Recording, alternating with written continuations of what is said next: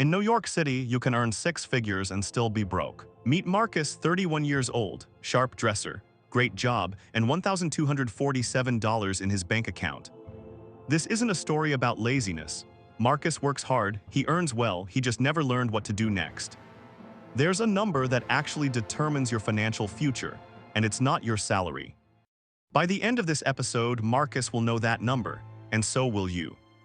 If you want to follow Marcus's full journey from broke to building real wealth, subscribe so you don't miss a single episode. Marcus is good at his job, really good, senior marketing manager, $88,000 a year. His colleague Priya had one question, a simple question, the kind that feels like a compliment until it doesn't. That afternoon, Marcus did something he'd been avoiding for years. He sat down, and he actually looked at the numbers. Monthly take-home, $5,800. Sounds like a lot, let's watch it disappear. Rent, $2,100 right off the top. Welcome to Brooklyn. Food and going out, $900. Subscriptions, $180. Netflix, Spotify, the gym he visits twice a year. Clothes and sneakers, $400 a month on average. Debt minimum payments, $620, the look of success on credit. Leftover after everything, $600. Amount invested, $0, building zero wealth. I make good money. I always told myself that was enough. Income is what you earn, net worth is what you keep. They are not the same thing.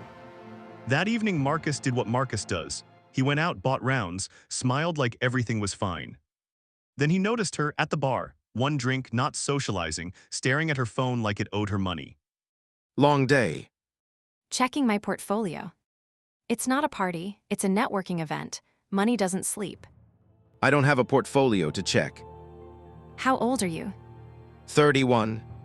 She didn't say anything else, she didn't have to, and Marcus ordered a water. Walking home alone that night, Marcus did something he hadn't done in years. He looked up what he was actually worth. The average American aged 30 to 34 has a net worth of around $35,000. Marcus had $1,200 in checking and $14,000 in debt.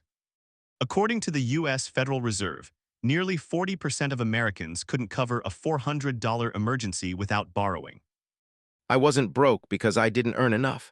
I was broke because I never decided to be anything else. That night, laptop open, Marcus typed 3 words he'd never searched before: how to invest. Then a notification, someone he'd never met, a name he didn't know yet, Julian Cross. Julian Cross, independent investment advisor.